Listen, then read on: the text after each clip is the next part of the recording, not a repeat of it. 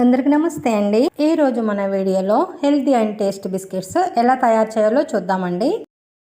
ముందుగా ఒక బౌల్లో 1 కప్పు గోధుమ పిండి, 1 కప్పు శనగపిండి, 2 టేబుల్ స్పూన్ల సన్న రవ్వ వేసుకోవాలి. జార్లో సగం కప్పు షుగర్, 4 ఇలాచీలు వేసుకొని పౌడర్ చేసుకోవాలి. అందులోనే పావు కప్పు నెయ్యి కూడా వేసుకొని మళ్ళీ ఒకసారి పేస్ట్ లాగా చేసుకోవాలి.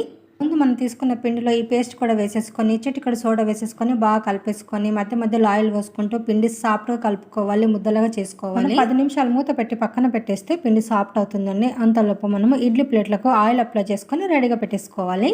10 నిమిషాల తర్వాత పిండి చిన్న చిన్న ముద్దల్లాగా చేసుకొని మనం బిస్కెట్ షేప్లో వేసుకొని పైన మనకు నచ్చిన డ్రై ఫ్రూట్స్ పెట్టుకొని మనం ఇడ్లీ ప్లేట్లో పెట్టేసుకోవాలి.